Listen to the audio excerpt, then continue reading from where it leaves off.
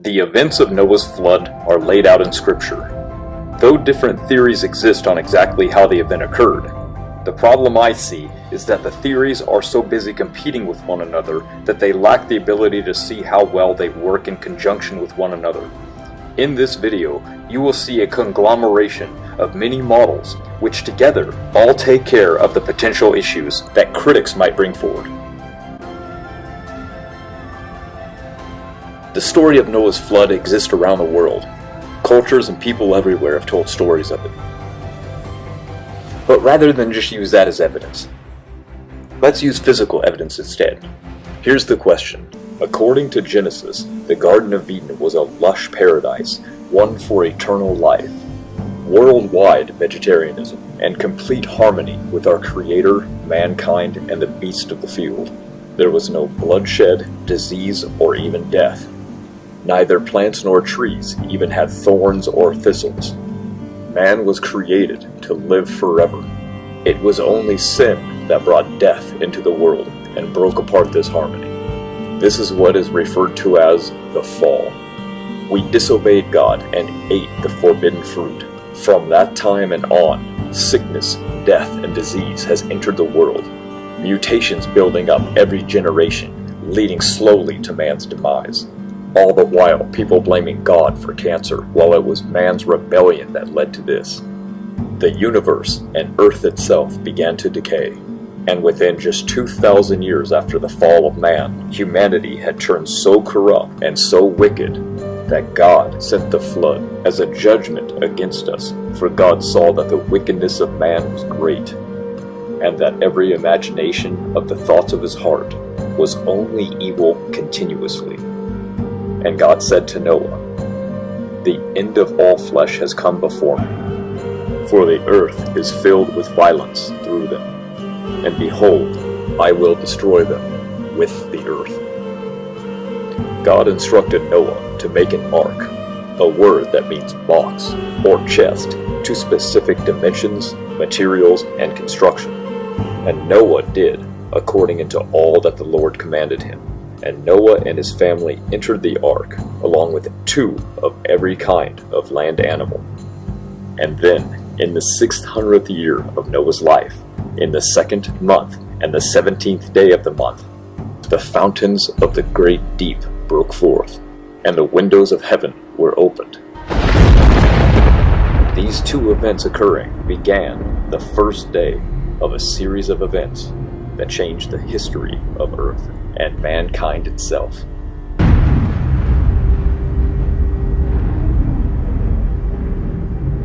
Giant rifts or tears ran thousands of miles across the planet. This is where the fountains of the great deep broke forth, jetting it into the atmosphere, along with massive amounts of stones and debris from the Earth's crust.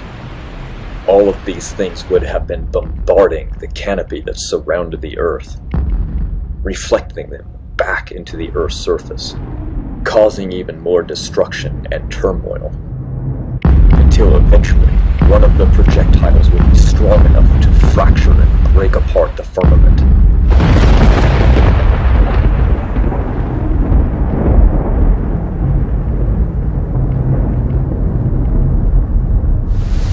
And the water fell back to the earth as intense global rain.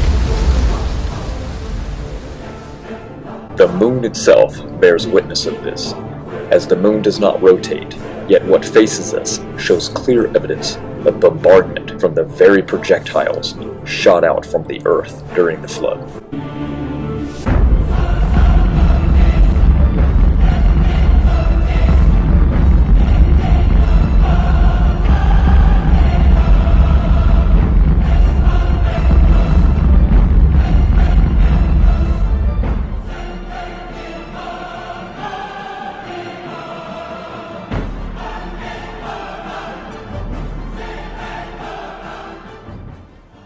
And we also have evidence for this as well. Ask yourself, where was Earth's oldest rock found? That's right, it was found on the moon during the Apollo mission. The evidence that the global flood brought on the Ice Age is abundant. One such example is rapid freezing. Reports describe the apparent near-instant freezing of a flowing river found buried in the frozen ground with fish frozen in place. Rivers do not freeze instantly, they freeze from the top down. The ice insulates the flowing water below, which prevents complete freezing. Here's another great report. 50 oxen were found, trapped in a remote frozen river. They were found attempting to cross when the river froze instantly. It froze them in place, alive, and they were unable to escape. How could a river freeze so quickly that a large, powerful animal could not exit in time? An entire herd of them. And what were they running from? Other findings in the Arctic also indicate rapid freezing. You see, it was a lush, temperate region, not a frozen wasteland from an ice age that was lasting thousands of years. The evidence for this is everywhere. Barren Axel Heiberg Island and Ellesmere Islands have been discovered to harbor a vast array of temperate animals and vegetation, which are now buried under the snow. Note that some animals recovered are burrowing animals that could not dig into rock-hard permafrost. Others are cold-blooded. Large trees were also found. Even more recently, giant camels have been found up in the north as well. In fact, vast frozen, non-fossilized forests that once thrived in the now barren Arctic Circle continue to surface as summer runoff erodes and releases the timber from the frozen muck. Driftwood of large non-native trees released from the seafloor still washes up on the shores of remote islands north of Siberia. Northward flowing rivers erode the muck below and see driftwood collect along their shores as it is carried out to sea. Because there are almost no trees growing now at these latitudes, the natives use these trees for fuel and building material and for burning. Oil drilling in northern Alaska commonly penetrates what is described as a flattened, unfossilized forest under hundreds of feet of frozen muck. There is a glaring problem with this. The frozen trees are not native to the Arctic. These tree species only grow in comparative forest thousands of miles to the south, where it is tropical and warm, proving that this region was also tropical and warm before the flood hit. But the problem is more than just the cold temperatures. These trees need a certain amount of sunlight just to live. And these latitudes do not provide sunlight for these trees to ever have grown. Even if the temperatures were right, there is a reason that these trees show such barren landscapes. Trees do not do well there. The Antarctic also reveals similar evidence that the climate was much warmer. Large deposits of coal and oil indicate large forests, and life lived there at one time. Dinosaur fossils also indicate warmer climate. Remember, these indications of rapid and permanent freezing of temperate to tropical flora and fauna are spread over 2 continents, and the type of flora recovered could never grow at the extreme latitudes they are found in. So simple climate change cannot account for what we observe. Therefore, any theory must explain how these plants grew and how they received the solar light from the sun to support them. The evolutionary theory fails 100% in this area. Only the global flood theory provides an answer to this. So, how did it get so cold so fast during the late summer?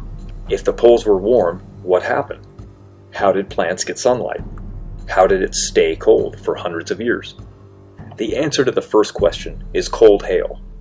During the early stages of the flood, as the fountains of the Great Deep burst forth and shot water high above the atmosphere, some of the water laden with sediment soon froze as it radiated heat into super-cold space.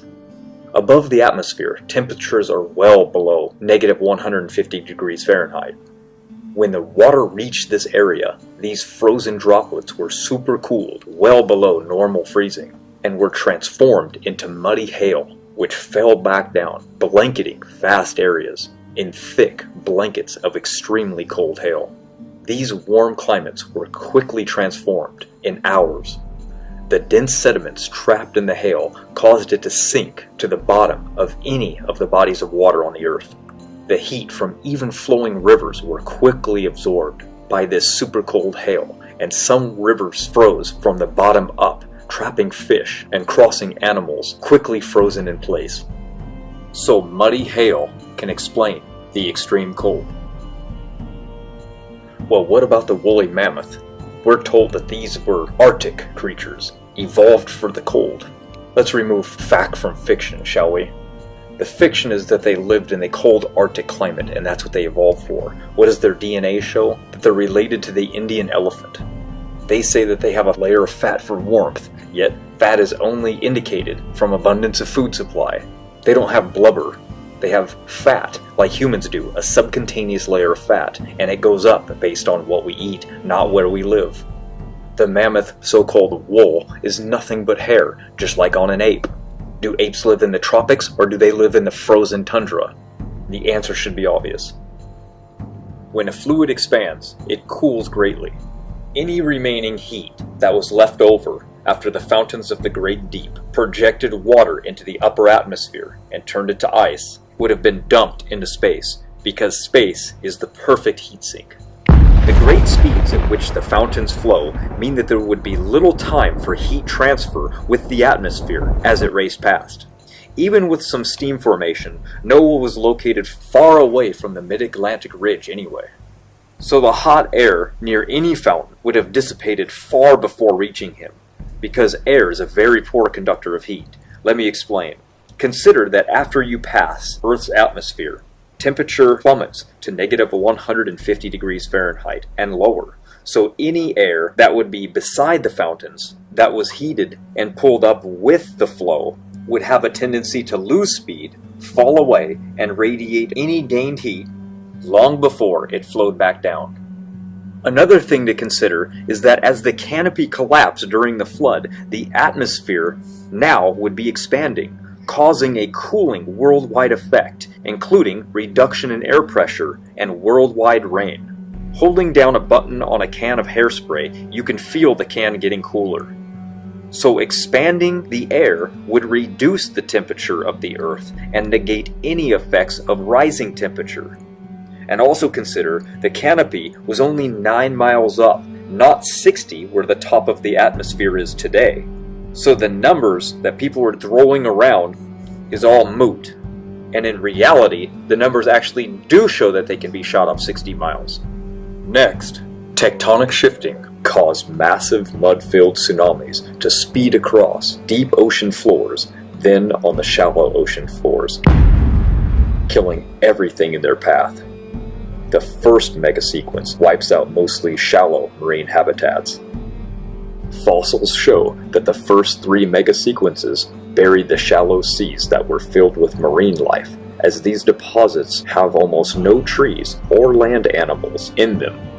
Yet we know that all 3 megasequences covered similar environments across North and South America, including Africa, the 3 continents mapped so far. Another significant lesson was taken from the Japan tsunami of 2011, published in the Journal of Marine Geology. Though the area with the highest record tsunami waves of 20 meters was just west of Kasenama Bay, the sand that these huge waves deposited on land was still only a mere 30 centimeters thick. 20 days after the horrible tsunami hit the port, emergency surveys were conducted in the bay to make sure that ships were able to enter. The initial survey did verify that ships could safely transit in the bay, but they made an unexpected discovery. Large sand dunes had been formed by the tsunami in the seabed. The dunes were typically 6 feet high, 20 meters long, in water 15 meters deep. They refer to these underwater dunes as sand waves. Older geologists specifically argue that sand waves cannot form quickly, nor in fast currents. Therefore, they can get away with saying that sand waves found in the geologic column represents deep time. And that way, they can exclude a watery catastrophe, especially on the scale of a global flood. We see multiple surprises. Not only did sand waves form fast, with a fast current, they formed in surprisingly deep water. So every assumption that evolutionists make is completely wrong with the observable evidence. So sand wave formation can be made during a global flood. So now, all these things that these evolutionists have said debunked the global flood are now confirmation of Noah's flood.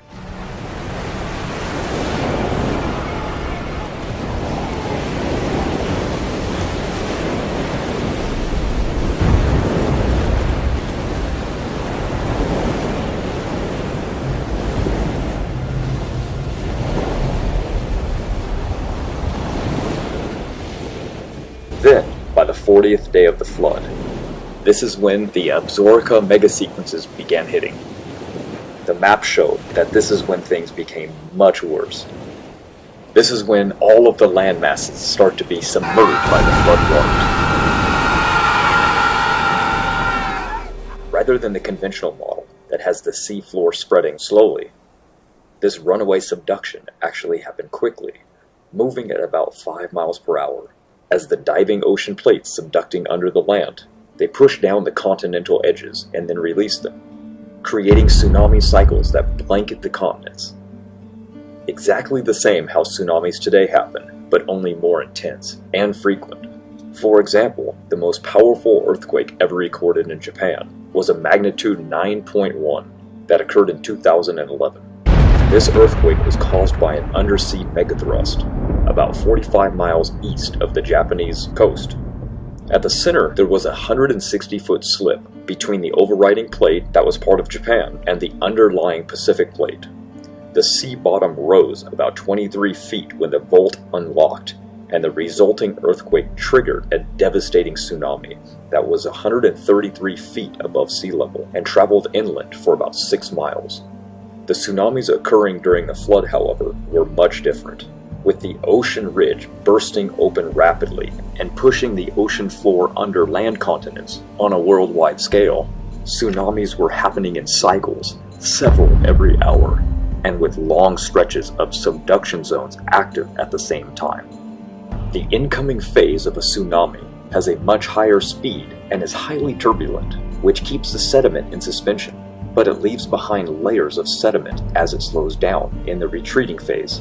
This cycle repeats several times every hour during the first 40-day inundation period of the flood, first entombing the shallow marine life, followed by land creatures in different habitats and elevations, leaving behind what we see today in the fossil record. These types of tsunamis have even occurred in recent history, such as the tsunami caused by slipping ocean plates that hit the coast of Washington in 1700 and left behind multiple layers representing each wave of the tsunami. Recent seismic technology actually allows us to investigate whether this type of rapid subduction occurred. Sure enough, these scans reveal a ring of unexpectedly cold rock at the bottom of the mantle, beneath the subduction zones. And while the evidence shows that this rapid subduction occurred, critics still have a problem with the heat generated from this. So let's answer this now. What I believe they just don't understand is that while subduction is occurring quickly, heat from this friction is being produced. They consider this the heat problem. However, what they don't realize is that because the icy hail that brought on this ice age and global reduction of temperatures, freezing lakes, and reducing the ocean's temperature greatly, the heat generated would not be a problem whatsoever. The oceans would have absorbed this heat easily. It would be like pouring liquid lava into your pool. It would do nothing to change the temperature of that pool. The severity and elevation of this stage of the flood is why the first land creatures and plants start showing up in the fossil record, laid down by the Absaroka megasequence. Entire ecosystems are buried in enormous deposits that later turn into coal, such as the extensive Appalachian coal beds. In fact, the US has over 7 trillion tons of coal reserves. But where did it come from? While we know that dead plant material being sandwiched between sediments is the cause, we know that we don't have enough vegetation on the Earth to produce that much. This proves that the pre-flood world was mostly covered by lush vegetation, and the rising flood waters and tsunamis were necessary to sweep over the lands and cover this vegetation to form the coal that we now see in this world today. Noah's flood is the only explanation. The fact that over a dozen states in the United States are filled with dinosaur fossils buried under heaps of mud also attests to the flood. In fact, geologists have found a temporarily exposed dinosaur peninsula where the dinosaurs made their last stand, now buried there along with lake and sea life, transported by the massive waves that they could not outrun. The earlier flood deposits, the first 3 megasequences, do not seem to have deposited much material. Only a few hundred yards of sediment remain, and in many places, no deposition is left at all. Deposits thousands of feet thick occur east and west of this temporarily exposed peninsula that extends from Minnesota all the way down to New Mexico. Now buried across it are pre-flood wet plants and animals, including dinosaurs, turtles, frogs, fish, and many birds. Thousands of dinosaur trackways up and down this peninsula, plus similar temporarily exposed low areas of other continents, prove that dying dinosaurs and other hardy trackmakers were fighting for their life, wading through heavy mud and sediments and water that was rising to try and kill them. Another piece of evidence, we have what was called a dinosaur stampede of fossil footprints in Australia, presumed to have been made on land. The tracks were recently reinterpreted to have been made in water, with many of the tracks being made by swimming dinosaurs. The report came out in the January 8th Journal of Vertebrate Paleontology, documenting a fossil site in Western Australia, where many of the tracks are nothing more than scratch marks from what was obviously a dinosaur, being buoyed up by the water, clawing at the dirt as it swam along. This is one of many tracks found there and around the world. But all dinosaur tracks have water somewhat involved. Every single one of the dinosaur track sites were made in what best can be described as tidal flats. Jenny McGuire and Deborah Mickelson of Colorado University at Boulder presented a paper at the 2005 GSA documenting what appeared to be a trail of dinosaur tracks from a dinosaur walking and getting buoyed up by the water, more and more losing contact with the seafloor. However, the drawing that they depicted is not the reality of what happened whatsoever. This is more evolutionist storytelling and blatant lies to your face. The fossil footprints are in the middle of a series of rock layers. According to Steno's stratigraphic principles laid out in the 1600s and still adhered to today, it would be assumed that those layers were laid down horizontally. This wasn't some seashore. The principles of initial horizontality, strata either perpendicular to the horizon or inclined to the horizon, were at one time parallel to the horizon, and nobody disagrees with this. Therefore, these tracks were not made by some dinosaur walking into the sea, but rather the dinosaur was on flat ground in what is called a tidal flat, and as the dinosaur was happily walking along, the water came in and buoyed up the dinosaur until it lost contact with the ground. This is powerful evidence that Noah's flood was true, not some dinosaur as they portray walking into the sea, especially in light of the fact that other dinosaur tracks were found in that area that were not swimming, meaning they outran the floodwaters in that area, as where this one did not. There's more evidence for this in Glen Rose, Texas. The late Cretaceous rock of Glen Rose, Texas, famous today for its so-called human footprints with dinosaur tracks, that layer is acknowledged by the evolutionary community as a tidal flat, except that huge tidal flat covers a huge portion of North America. That layer has countless clam burrows from clams that were obviously buried alive catastrophically by mud. Dinosaurs walked in that mud, more layers were laid down during the tidal waves. Then the clams attempted to burrow their way out through those layers. The clams are found by the millions, possibly billions, all buried alive in the closed position, just a few layers above the dinosaur footprints. Now tell me, do you think that that was accomplished over millions of years, or a giant water catastrophe? The evidence is best explained, and I would dare say only explained, by Noah's flood. Then the massive Zuni megasequence hits. The Absaroka and Zuni megasequences are the most severe because the continental plates began to move more quickly from the original Pangaea-like supercontinent configuration to where they are today. With oceanic rifting and plate subduction increasing dramatically and the continents traveling apart quickly, the tsunami-like waves began washing across the western North America while virtually no sedimentation is occurring in the east. When coming up over the Dinosaur Peninsula, the Zuni catastrophically buried dinosaurs in the Morrison Formation, a 13-state area encompassing over 700,000 square miles. This Jurassic unit includes at least 141 massive dinosaur bone graveyards, where dinosaurs like the Tamarasaurus, Diplodocus, Apatosaurus, Stegosaurus, and Allosaurus are found. The Cretaceous layers like the Hill Creek Formation are found on top of the Jurassic and holds hundreds of mass boneyards, containing several different types of dinosaurs, such as the Tyrannosaurus rex, Triceratops, Centrosaurus, and Ammontosaurus, that had been living in different ecosystems, yet all buried by the Zuni megasequence. The Zuni was so massive and fast that it engulfed entire regions with mud, burying giant creatures like this Tyrannosaurus rex under 50 feet of mud. It was entombed so quickly that it preserved blood cells, blood vessels, and bone cells. Ask yourself, how much water does it take to bury a living Tyrannosaurus rex under 50 feet of mud? The Dinosaur National Monument in Utah contains thousands of visible bones from 11 kinds of dinosaurs that were buried in a jumbled mass in the Morrison Formation, together with crocodiles, turtles, frogs, clams, and lizards.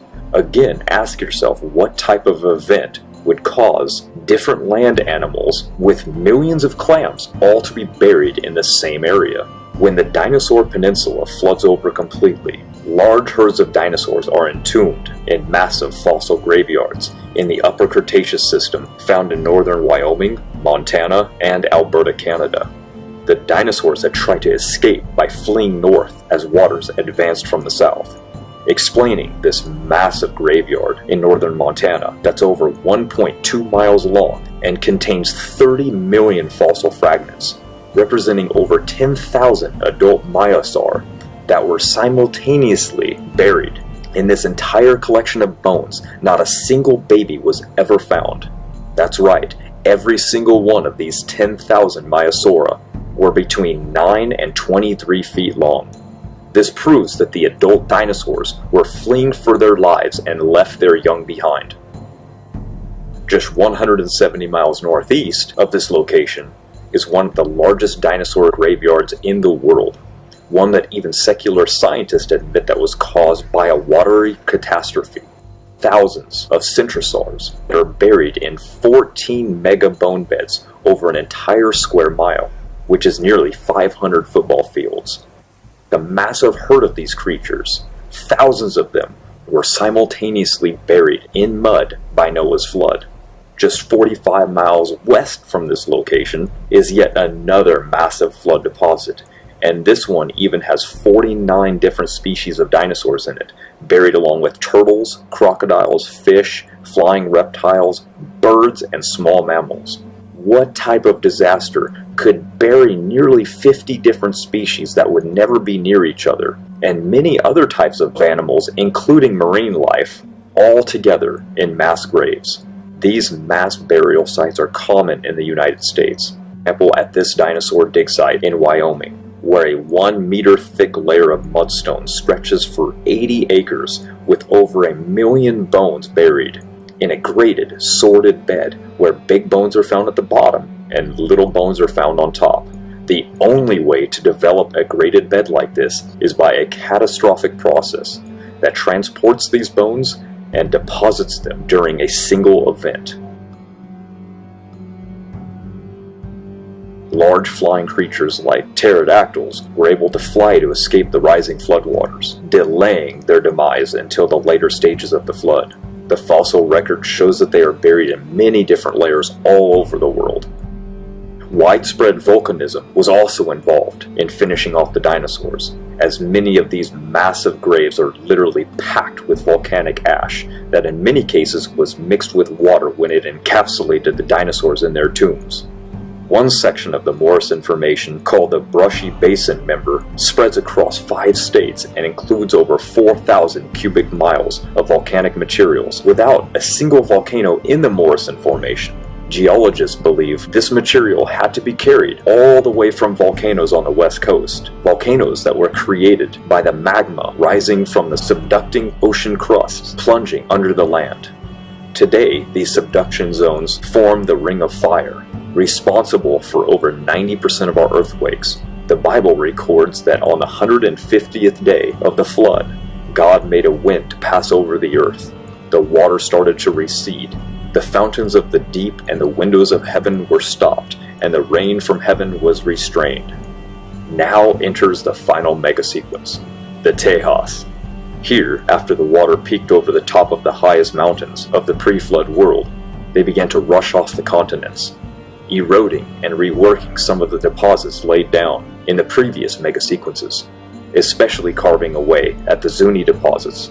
This final sequence appears to be different than the others, because there was a reversal in flow direction as the waters began to sheet off of the continents.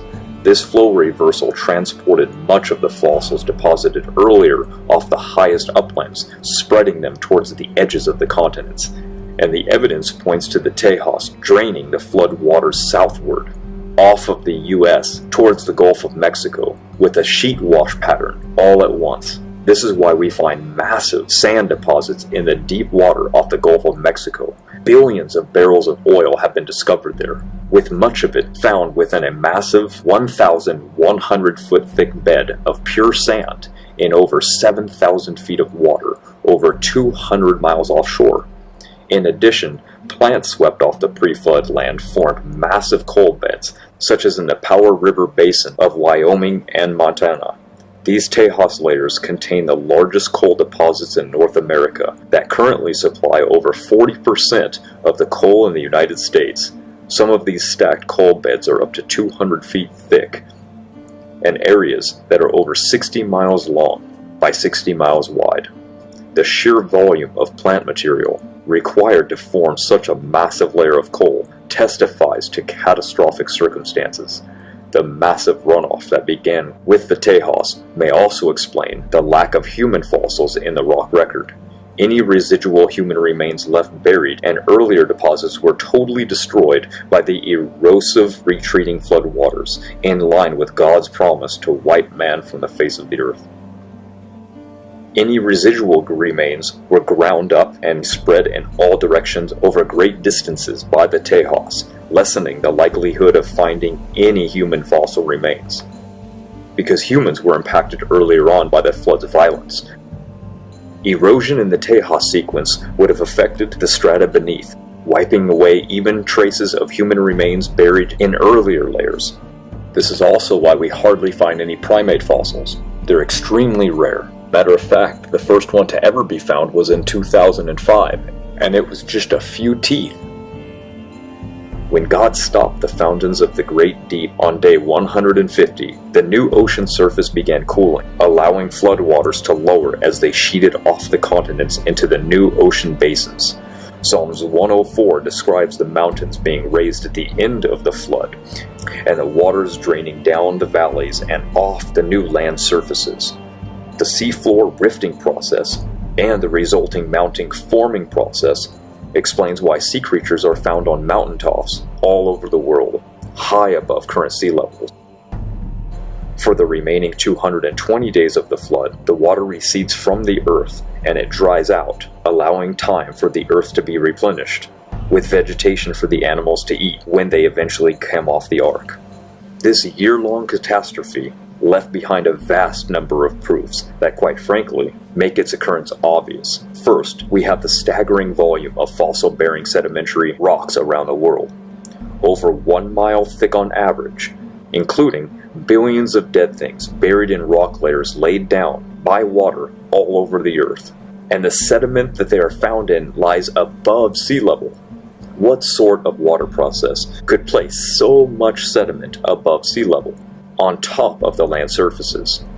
Another clue is the vast horizontal extent of individual sediment layers, with little or no erosional channeling between successive layers. What sort of transport and depositional process could conceivably generate such uniform layers over such vast horizontal distances? Many of these layered beds are separated by bedding planes on the scale of inches to feet, a feature so common that if you stop to think about how it happened, it's as if the sediment is being deposited in pulses in a repeating manner, with each pulse producing a thin layer commonly found around the world. The flood tsunamis provide this perfect explanation, and it happens so quickly. There was no time between the deposition layers for surviving critters to burrow into the ground and turn them over. This is known as bioturbation.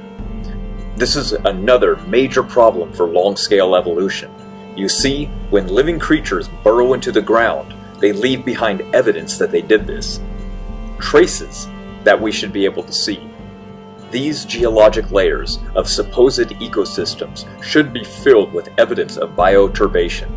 Yet the evidence is not there, proving that these layers are not even hundreds of years old, let alone millions. The matter of fact, there was not enough time between each layer forming for these burrowing creatures to perform this task. You see, if each layer was an ecosystem and represents thousands or millions of years, then the evidence of bioturbation would be everywhere worldwide. But since we see no evidence of burrowing creatures between these layers, this proves two things. It proves that these layers were not laid down slowly over long periods of time, and two, it proves that it was laid down quickly during the flood of Noah when tsunamis were striking rapidly, exactly like the new physical evidence shows. When we look close at the fossil record, we see layers containing mass fossil graveyards and mass burial of catastrophic proportions. Remember, the flood started in the ocean.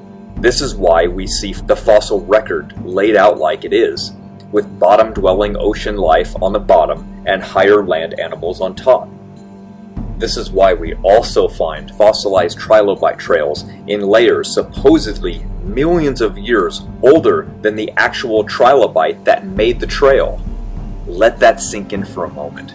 So basically, all that happened were these trilobites were running up as the mud was flowing in, wave after wave from the tsunami, and they were leaving behind their prints as they died in the higher layers, not able to outrun the mud.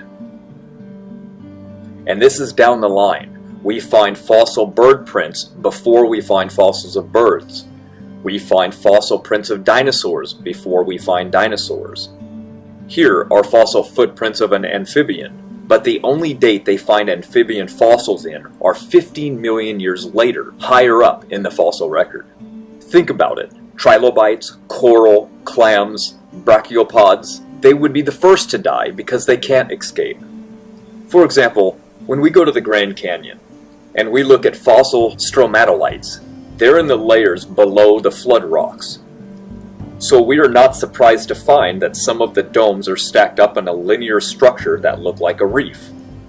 There was an ancient reef system that made these slime mats building these domes that protected a lagoon near the coast of the pre-flood continent, similar to how they do today. When the flood came, it buried that pre-flood reef and fossilized it perfectly, and it buried the creatures that were in that lagoon before the waters rose up to cover the continents. Again, we see evidence of quickly buried history. We find fossilized raindrops, ripples from water, footprints going through geological layers of time that would be impossible if these layers were laid down over millions of years. All of this evidence proves Noah's flood, not million years of evolution. You see, Charles Lyell invented the geologic column, not because of the evidence, but because he had a clear agenda to do so. In his words, it was to free the science of Moses. Even Darwin acknowledged the inconsistencies of geology. He admitted not seeing what should be expected everywhere. Stephen Jay Gould admitted the same thing. in 1980. This is well over 100 years after Darwin admitted the same thing. To their dismay, David Raup agreed. He stated, "Well, we know we are now about 120 years after Darwin, and the knowledge of the fossil record has been greatly expanded. The record of evolution is still surprisingly jerky, and ironically, we have even fewer examples of evolutionary transitions than we had in Darwin's time." Just lining things up on a table and telling a story is probably fun, especially for kids, but that's not science.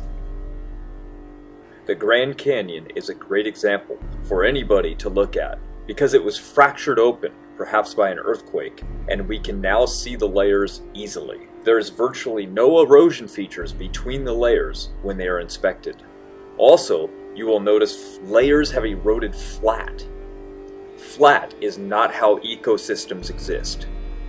We find no fossils of death in pre-flood rock layers because no catastrophic event took place to preserve them.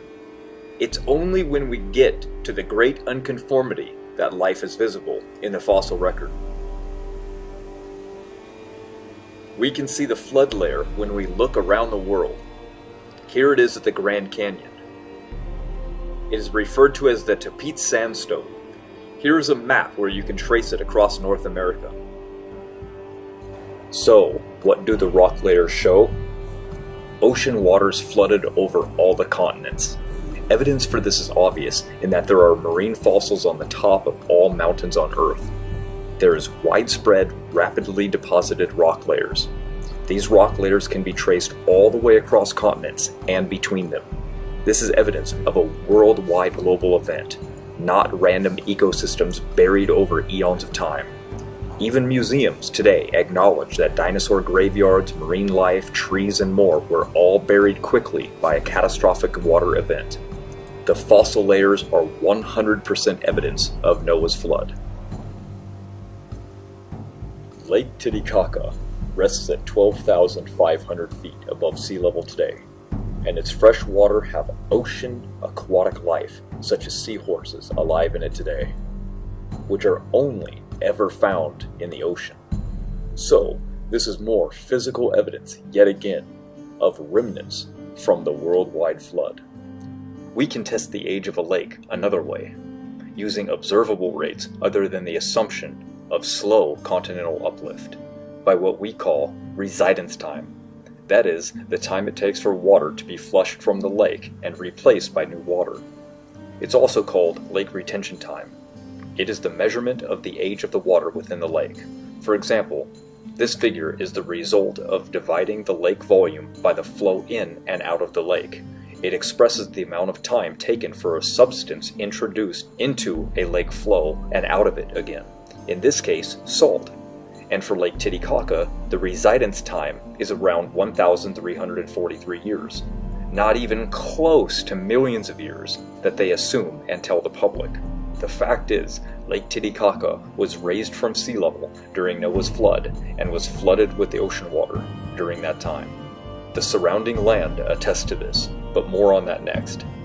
Evidence from this is that Lake Titicaca drains to the south along Altiplano tableland, spreading out over the Desaguadero and towards Lake Pupó, and from there into large salt flats, proving that Lake Titicaca was once ocean water, as these salt flats are the basin from which Lake Titicaca flows. If what I'm saying is true, that the flood waters pushed ocean water into Lake Titicaca, then its drainage of salt would be quite noticeable in the downstream of the current lake's outflow, which it is. It's all along the Altiplano to the south, where it is accumulated along the slightly sloping tableland, which drops 400 feet from Lake Titicaca. Although Altiplano and around Lake Pupó lies the Salar de Uyuni, where even more salt is found. The last 4,300 years since the flood, the lake has been draining and losing salt and exchanging it for fresh water from rain and new rivers flowing into it, leaving the lake today mostly fresh water. Salt content is nearly all gone, but yet some still remains, proving that the lake is young and not millions of years old. It's impossible. We creationists know that it was filled with seawater during the time of the flood, and pushed into its current position during the formation of the Andes. because of two tests. One is of its drainage basins, which prove it was once completely saltwater. Two, it has saltwater flora and fauna in and around the lake, with millions of fossil seashells on its shores. As you should know, water always finds the lowest recesses of ground and eventually settles. This lake is in a deep pit, which the water settled in after the flood receded. It's the only explanation that fits the evidence we see. And we also have evidence of a 1,000-year-old temple beneath the waters of the Lake Titicaca. An international group of archaeologists say that there is evidence of a temple 200 meters long and 50 meters wide, along with signs of a paved road. What other event deposits ocean water and aquatic life at 12,500 feet above sea level? You see, only theory evolution has for this is that the land must have been lifted up from sea level very slowly over millions of years. But their rescuing device for this fails because this supposed continental uplift puts this occurrence before humans supposedly evolved. You see, the gradual process of plate tectonics is so slow for the ground to lift 12,500 feet from sea level, the numbers just don't add up. But wait, what about the seahorses? How can seahorses adapt so quickly to such a new environment right after the flood? The answer lies in their genes. They lack or lost many of the genes which would have caused them to die otherwise. This is why we don't see a lot more ocean life in that lake today. They were unable to adapt to the salt content changing to fresh water. Puma Punku is in Bolivia. It is a perfect example of an antediluvian structure that we can see today. At 13,000 feet elevation, it's a South American ruin that predates the Mayans. This massive structure, with its advanced stonework, was destroyed in a flood. First of all, for a flood to reach 13,000 feet elevation is pretty incredible. Next, for a flood to move these megaton blocks and bury them in over 8 feet of mud is even more astounding. As you can see, many blocks are still covered to this day. Who knows how much is hidden from sight. The flood was so powerful that it not only buried this city, but was able to break apart these stones, and some of them were moved, weighing 131 metric tons. Since no rivers flow into Lake Titicaca, which is the nearest water source to Puma Punku, the only explanation for the submerged ruins by scientists is that a major flood occurred that reached over 2 miles above sea level. Only a global flood could do this. So this site is unique on Earth because it proves two important things. Our antediluvian ancestors were advanced in building and technology, and that a global flood occurred. The gray stones that you're seeing in this picture are from 44 miles away. The weight of the huge foundation blocks, no one even knows.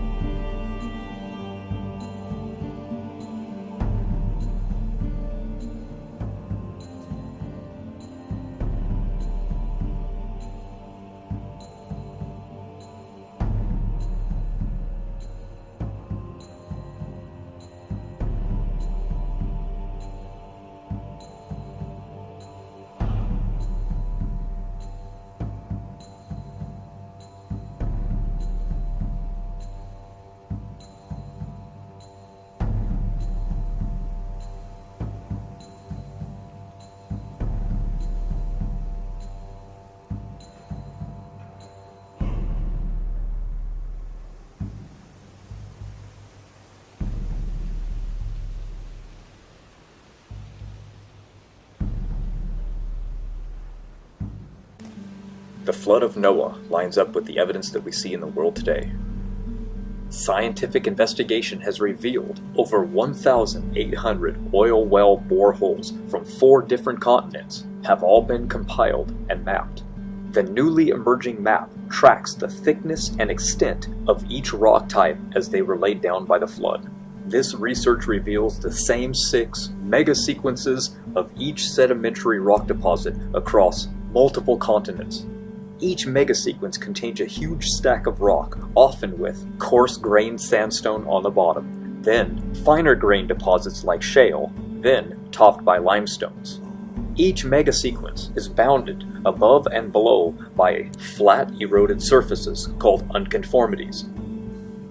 What has been discovered from both a creationist as well as from a secular understanding is that much of the continental fossil record was already in place before any of the present-day ocean crust had come into existence. For example, all of the trilobite fossils had been deposited. Plus, all of the older coal deposits had already been formed before any of the present-day ocean crust had formed. Since in creationist understanding, the presence of fossils is a completely trustworthy indicator of Noah's flood, this means that much of the flood damage had already unfolded and it generated fossil-bearing sediments on the continental surface before any of the present-day ocean floor had appeared. It further implies that all of today's ocean floor formed since the onset of the flood during roughly the latter half of the cataclysm. It also means that all of the pre-flood ocean floor, plus the ocean floor formed during the earlier portion of the flood, must have been recycled into the Earth's interior during the cataclysm. These considerations indicate in a compelling way that rapid plate tectonics must have been a major aspect of the year-long flood catastrophe. This 6 megasequence worldwide flooding process perfectly set the stage for the subsequent ice age, and the creation of a completely new seafloor of hot lava as a consequence. This caused an abnormal amount of evaporation, and thus continuous rain that was likely worldwide. The volcanic activity that created the Ring of Fire would have spewed volumes of ash and aerosols high into the atmosphere, keeping the now frozen Earth in an ice age for hundreds of years to come. And sure enough, the first megasequence's rocks show a spike in volcanic activity and massive amounts of carbon dioxide. At this point, the newly formed continents drifted with great speeds, impacting one another, forming the mountains that we see in the world today. And, for the first time ever, new megasequence maps allow us to see how Noah's flood shaped our entire planet, just like the Bible said, including reconfiguring the continents.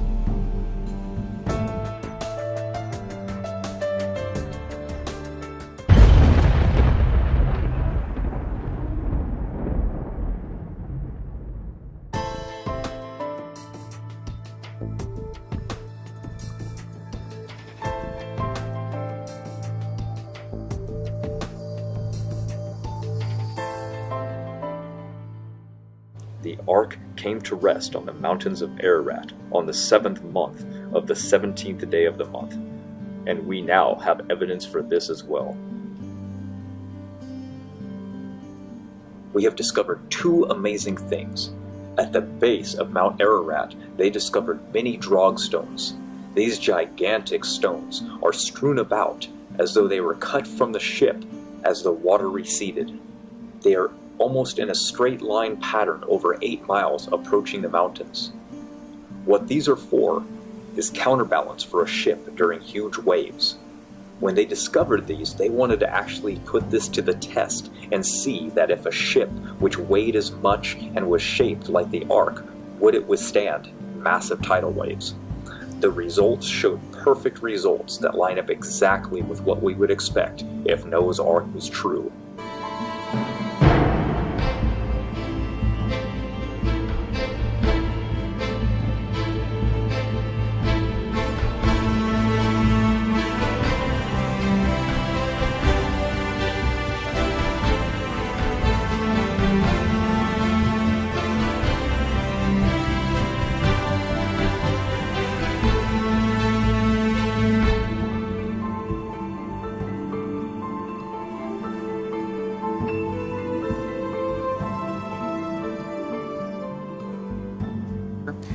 As the ship would roll and pitch, this would swing back and forth and up a little bit as the ship would pitch and roll, similar to a shock absorber in your car.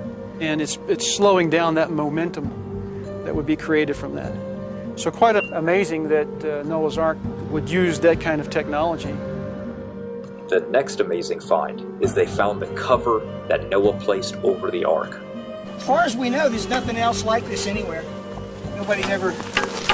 My goodness. It's got crosses that are very faintly carved on it. You got a big one here. You got a small one right there. One here. You ever see? It looks like a little bit like pine bark. It sounds like metal. Anchor stone being wood. This isn't an anchor stone. Oh, I see. At one point it says, and Noah came out of the ark and he took the cover off, or he threw the cover off. This is a rather unique thing. It has the appearance and the texture of some kind of a bark. That is the cross. Right? That is the cross. There you go. That is incredible. It has a very hollow sound. Very hollow. It sounds like metal.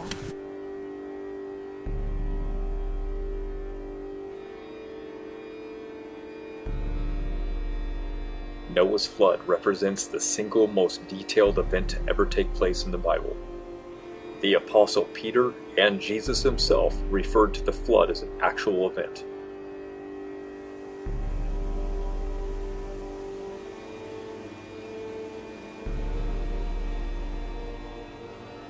Remember, when things die on land, they get eaten or degrade rather fast. The odds of life dying to make the quantity of oil that we find on Earth today is best explained by the flood. It's also safe to say that the fossil record is not valid when we find evidence of discrepancies in the record. And guess what? We do. The upside-down geologic column in Pakistan is one such place. At the foot of the Karakoram Mountains in the Salt Range Formation, scientists have discovered fossilized plants and insects. From the evolutionary perspective, these remains belong to the upper part of the geological column. However, this formation lies beneath the Cambrian rock, which is dated back to over 400 million years. Discoveries such as these support the biblical version of the Earth's history, whereby the geological column is primarily a consequence of the global flood and its aftermath. It is no surprise that there is some order to the fossil record, such as sea creatures buried beneath land creatures, and mobile creatures such as birds near the top. But, since, as the Salt Range Formation testifies, the ordered charts that adorn textbooks aren't always what they find in the field. Many results today have kicked evolution hard in the dirt. They have found complete stasis in the entire Pliocene era. We also know that the Ashley phosphate beds in North Carolina have found human bones and artifacts with dinosaurs together. Also remember that they also found modern-day birds dating back in the Cambrian rock layers which supposedly evolved from dinosaurs. It's a total mess. Also consider that many of the biggest dinosaurs, such as the long-necked sauropods like Brachiosaurus, Titanosaurus, and Apatosaurus, would have eaten colossal amounts of vegetation. So why do we not find such abundance of these plants in the rocks containing these dinosaur fossils? Take for example the Morrison Formation in Montana. Even though this formation had yielded many dinosaur fossils, they're very scarce in vegetation. This phenomenon of missing vegetation doesn't just apply to dinosaurs or their rock layers. The Coconino Sandstone in the Grand Canyon has many animal trackways, but it's almost devoid of plants. These rocks tell us something profound about Earth's history. They suggest that these deposits laid down are not ecosystems buried over eons of time.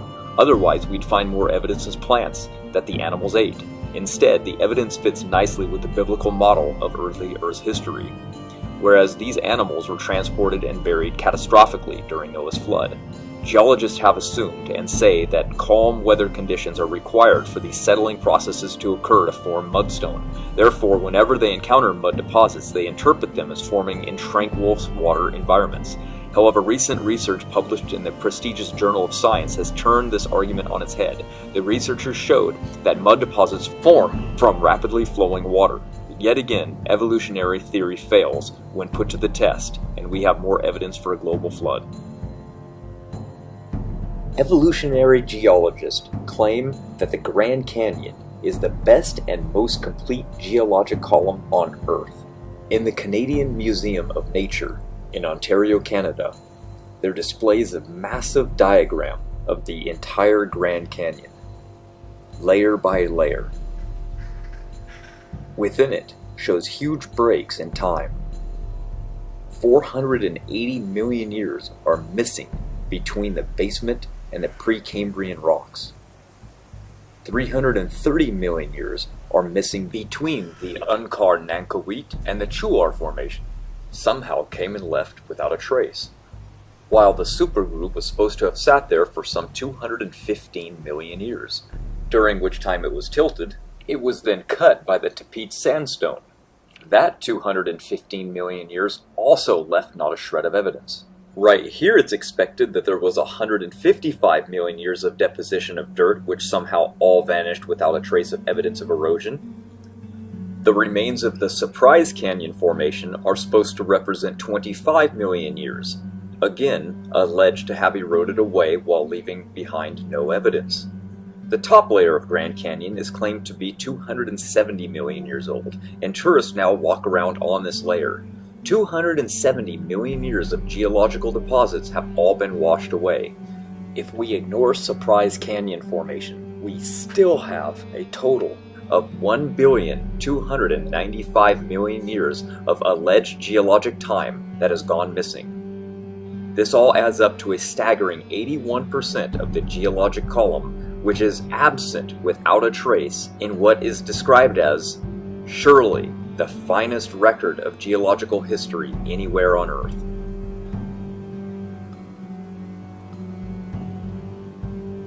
Rock layers were originally laid down horizontal, and in the case of the Grand Canyon supergroup, they were tilted.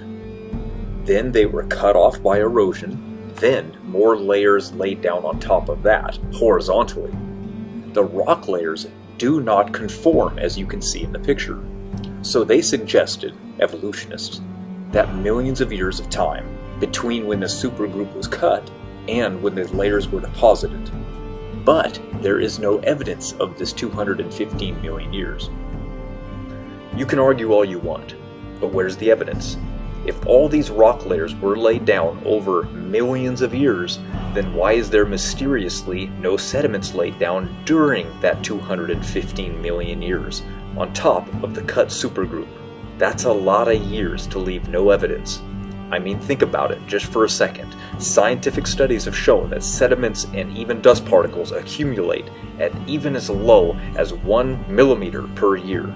At that rate, in 215 million years, that would accumulate 215,000 meters. That's over 700,000 feet of dust, debris, and ecosystem remnants that should be visible. There is no accumulation of these sediments of the alleged 215 million years of time at the unconformity layer. It's not the sediments that are missing, it's the time that's missing. Those who argue in favor of deep time are arguing from an absence of evidence. This is the same problem which occurred with the moon. When they first went to the moon, they had expected to land in multiple feet of dust accumulation because they expected the moon to be very old according to their deep time belief. When they landed, there were only a few inches of dust, proving exactly the same thing we're looking at with the fossil record. Everything is young. The Earth, the moon, and so is the Grand Canyon. More problems. If you look at flow number 1 in the chart, called the Cordinus Basalt, it was dated using rubidium strontium isochron at 1.07 billion years old. Well, the other lava flow on top of it, flow number 2 in the chart, they found Native American pottery from a tribe that lived in that region between 1,000 and 1,200 years ago. So they knew how old the lava was. But using the same dating method, the dates returned at 1.34 billion years old on lava that we know was only around 1,000 years old.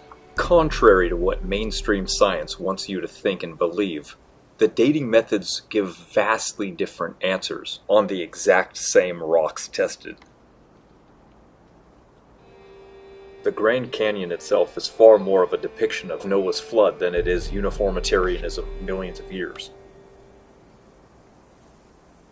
The Empire Mountain Thrust Fault, just south of Tucson, Arizona, has Permian rocks on top of Cretaceous. What's especially interesting here is that the Cretaceous limestone is actually marble. It has undergone heating and pressure. It has changed its state because of this, and it's called metamorphosis.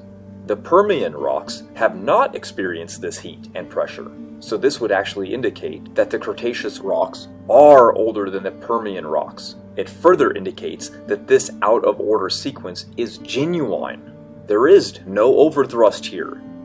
As Burdick and Slusher documented back in 1969, no slick and slides, the Permian rocks had never been heated, and the rocks are locked together in what Burdick describes as a gear mesh fit. The rocks on the bottom were gouged out and then filled in with upper rocks. Obviously, the rocks did not slide relative to each other. So the rescuing device was that the rocks slid very slowly, and that is why the rocks didn't heat up or melt. And people mention the San Andreas Fault in California as an example of this. Well, the San Andreas Fault is not an overthrust. It is rocks that are sliding beside each other. So again, the gear mesh interlocking of the layers show that there was no movement between the layers. They're locked together. And this is secular scientists that agree to this. This isn't some creationist propaganda. These are not overthrust. They again are genuine sequences of reversals of the evolutionary timescale. Regardless, there are far more problems with the geologic column around the world. What I have presented to you are examples after examples and evidence after evidence that there are layers that are out of sequence and order, evolutionary speaking, that there are hundreds of these in North America alone. And even if there was just one of these, it would invalidate the geologic column and ultimately evolutionary theory. And because there are far more than just one, it also invalidates the geologic history of Earth, because these are supposed to be sequences of time. And if these are not sequences of time, they cannot use these for evidence of time. So in conclusion, these are not thrust faults. They are invalidations of the fictitious geologic column and deep time. I am astonished by the secular camp and the atheist who can see this evidence for themselves and deny it, and then get mad at us for showing them that they were lied to, and then they take the liar's side, defending them. It is complete insanity. But let's move on, I digress. Here's the most recent refinement. I love this, by the way. The Geological Society of America has claimed to be able to date parts of the scale with an accuracy of 0.05% accuracy. With such horrible precision, you shouldn't even question why they get dates wrong so often. Everything they feed the public is for the story they want to wield. They have no evidence. They make it up as they go along. There were at least 6 different skeletons found on the island of Guadeloupe in the 1800s. These skeletons were of completely modern human beings found in rocks dated 25 million years old, according to evolution. Yet according to evolutionary theory, humans haven't been around for at least 100 to 200,000 years. So now you probably know why these skeletons are not on display. One of them was on display at the British Museum of Natural History for over 50 years. That was until evolutionary theory took hold. In total, they excavated over 30,000 different bones and remains from that rock layer, which is dated at around 25 million years old. And like all evidence that comes out against evolutionary theory, it's buried in the basement of a museum to never be seen or heard from again. Are we to believe that the high Arctic had an animal diversity as diverse as the Serengeti, yet was covered in ice and snow and going through an ice age? This is completely ridiculous. In 1924, the Doheny Scientific Expedition ventured into the Havasu Canyon region of the Grand Canyon. The expedition report, penned by Samuel Hubbard, is a short but fascinating read. Now, this short expedition brought multiple enigmas to the attention of the scientific community. One discovery of fossil footprints was only briefly mentioned in the report, saying that Mr. Gilmore was at a loss to explain these carboniferous footprints. That Mr. Gilmore was Charles W. Gilmore, who gave more detail in the Smithsonian Miscellaneous Collections. Mr. Gilmore showed the footprints which bore a clear resemblance of horse footprints to the local Native Americans to see what they would say about them. The local Native Indians considered them to be the tracks of a band of wild horses. Now I want you to remember, Indians were natural trackers, and they could well identify any animal by its footprints, as their hunt depended on it. I would think they know what a horse footprint looked like, especially considering the fact that they owned and rode horses daily at this point. But the problem for evolutionism was that these footprints were out of place. They were in Permian rocks. The rocks were far too old, according to evolutionary theory. After all, many people still believe in the evolution of the horse. Although the sequence has been proven wrong years ago, it still appears in textbooks today. So I'm sure many listening still believe in this lie. But regardless, if you actually look at the charts, the first supposed ancestor of the horse supposedly had arisen 50 million years ago. But now these fossil footprints in the Grand Canyon, identical to those of modern-day horses, were in rocks that had been dated by evolutionists pushing 300 million years. Not only does this totally debunk horse evolution, but it puts modern horse way down at the bottom of the geologic timescale. Mr. Gilmore did the only thing he could have done, which was attempt to explain away the footprints as not even fossil footprints. A desperate rescue device. He tried to say that they were just stains in the rock. But decades later, the famous E.D. McKee visited the footprints and called them footprints. He said it's ridiculous to not call them footprints, but he labeled them as an unidentified vertebrate animal, or just an animal with 4 legs. Native Americans specifically told them these are horse tracks and they belong to that animal. The answer was so glaringly obvious, but you see, evolutionary theory does not permit the glaringly obvious conclusion. Evolutionary theory is not science. It is anti-science, ruling out possibilities and discoveries before they are even made, and anything that is contradictory to it. These horse fossil footprints rule out the anti-science theology, which is evolutionism. So in closing, horses supposedly evolved around 50 to 60 million years ago, yet we find horse tracks deeper than we do dinosaur tracks in the geologic column in the Grand Canyon. But it gets better. The Doheny expedition also documented the fascinating petroglyph of what they even labeled as a dinosaur. Hubbard commented that the photograph of the dinosaur petroglyph had been shown to a scientist of report, who then remarked, "It is not a dinosaur. It is impossible because we know that dinosaurs were extinct 12 million years before man appeared on the earth." Gotta love how they know it's a fact, even though the very date that they quote in this is so far off by any evolutionist standard today. Now, they tell people they know that dinosaurs became extinct 65 million years ago.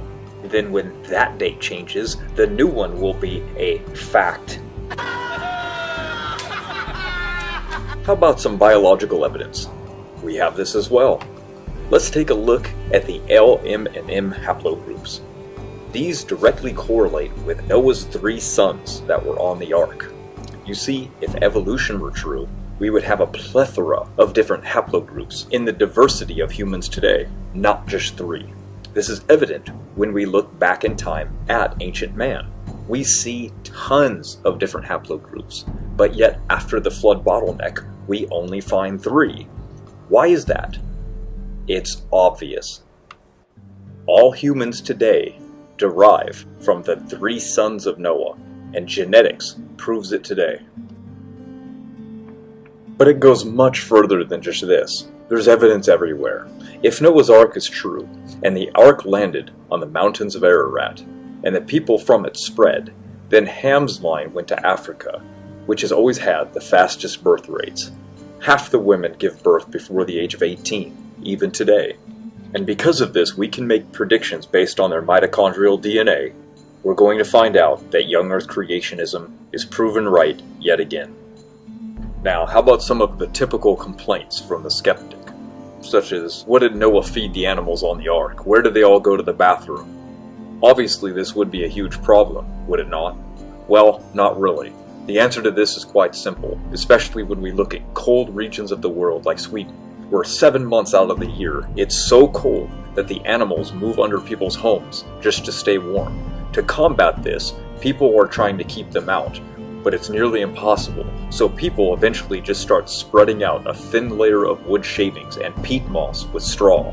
It's called deep litter. It works by absorbing waste for up to 2 years, requiring no cleanup whatsoever, and it also absorbs smell. One of the reasons why it works so good is by not removing the waste, good microbes come and make their homes in the litter, and these microbes actually eat and break down the feces and consume unhealthy bacteria, leaving good bacteria behind. As for the animals and eating, well, remember, these are small animals. They're very young, and they have to be, because how else could they repopulate the earth if they're old? They might not even want to reproduce. So having very young, small animals on a ship would require not very much food. Also consider, nearly all animals can fall into a hibernation state to survive extreme colds or famines. A lot of things that you've seen in this video are genuine sequences of reversals of the evolutionary timescale. They invalidate it. And these reversals of alleged time demonstrate that there is no deep time. If there is no deep time, then there is no evolution. So if the geological record actually shows clearly the flood of Noah, and if evolution is wrong about that, and the Bible is right about that, then what else is the Bible right about? You see, Jesus talked about the worldwide flood as a fact. And in fact, he cited the flood as a judgment from God, and warned that in the last days it would be the same way, before the coming. And in the last days there would be a final warning, exactly the same as it was with Noah.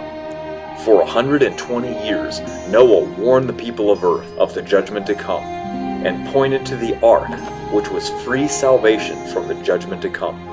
And Jesus warned us about the judgment to come. And Jesus is that salvation, and that kingdom is coming in the clouds, and every eye shall see it, and it will be too late, just as it was in the days of Noah, as the ark was sealed. In 2014, a group of master students at Leicester University decided to settle the question. They used the biblical measurements to calculate the size of the ark. Then they used the density of the water to figure buoyancy, and from there determined how much weight the ship could endure before sinking. Their conclusion? Noah could have put 70,000 animals on board and the ship would have floated. And what do you know? It floats!